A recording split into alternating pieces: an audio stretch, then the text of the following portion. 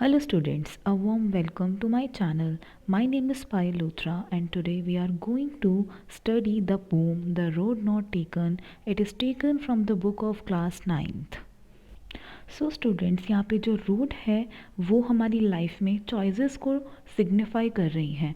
हमारी लाइफ में कितनी सारी चॉइसेस होती हैं और हमको उसमें से कोई बेस्ट सेलेक्ट करनी होती है जिसका इम्पैक्ट हमारी पूरी लाइफ पर होता है। उसी तरह से जो हमारे पोइट हैं रॉबर्ट फ्रॉस्ट, वो भी अपनी लाइफ के एक ऐसे फेज़ में हैं जहाँ पर उनके सामने दो चॉइसेस हैं और उसमें से उनको कोई एक सेलेक्ट करनी है। Two roads divorced in a yellow would. यहाँ पे जो रोड्स हैं वो सिग्निफाई कर रहे हैं लाइफ में चॉइसेस को, और जो येलो वुड है वो सिग्निफाई कर रहा है एक फॉरेस्ट को जहाँ पर येलो लीव्स हैं, दैट मीन्स ऑटम का टाइम है।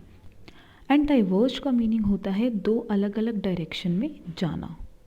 मतलब कि पोइट एक ऐसी जगह पर खड़े हैं जहाँ पर उनके सामने दो रोड्स हैं, या फिर हम कह सकते हैं दो चॉइसेस हैं, और उनमें से कोई एक सेलेक्ट करनी है। And sorry I could not travel both. Yes, वो दोनों पे तो नहीं चल सकते ना। And be one traveller long I stood, क्योंकि वो एक ही ट्रैवलर थे, वहाँ पर खड़े रहकर उन्होंने काफ़ी देर तक सोचा। And look down one as far as I could, और जितना दूरी तक वो देख सकते थे उन्होंने देखा कि वो रोड किस डेस्टिनेशन पे ले जाकर छोड़ेगी। To where it bent in the undergrowth, जब तक वो रोड उनको दिख रही थी तब तक वो उसको देखते रहे। जितनी दूरी तक वो उनको रोड दिख रही थी तब तक वो देखते रहे। Then took the other just as fair, और फिर उन्होंने उनमें से जो सेकंड वाली रोड थी वो ही सेलेक्ट करी। And having perhaps a better claim, और उनको लगा शायद यही एक मेरे लिए राइट क्लेम, बेटर क्लेम है, because it was grassy and wanted wear. Students, जो सेकंड रोड थी ना वो बहुत ग्रासी थी, दैट मीन्स उसके ऊपर ग्रास थी और ऐसा लग रहा था कि उसके ऊपर बहुत कम लोग चले हुए हैं। एंड वांटेड वेयर का मीनिंग होता है वो चाहती है कि उसके ऊपर कोई आकर चले। तो पॉइंट को भी लगा कि क्यों ना वो एक डिफरेंट पाथ अपने लिए सेलेक्ट करे जिस पे बहुत कम लोग चले हुए हैं। Though as for that the passing there had worn them really about the same, लेकिन हुआ क्या, जैसे जैसे वो उस रोड पे चलते गए उनको रियलाइज़ हुआ कि नहीं, ये वाली रोड पे भी काफ़ी लोग पहले से चले हुए हैं।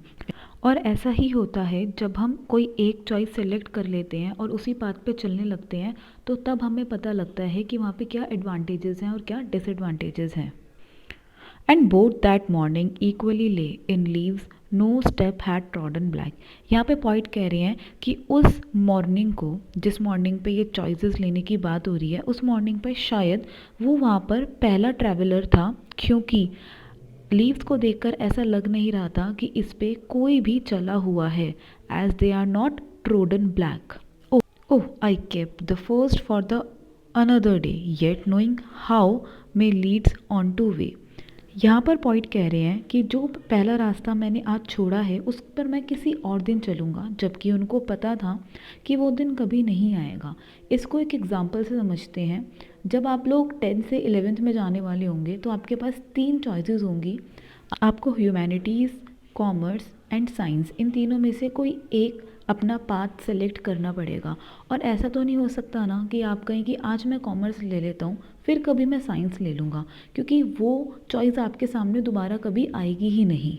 आई doubted if I should ever come back, I shall be telling this with a sigh, somewhere ages and ages hence two roads diverged in a wood and I took the one less traveled by and that has made all the difference।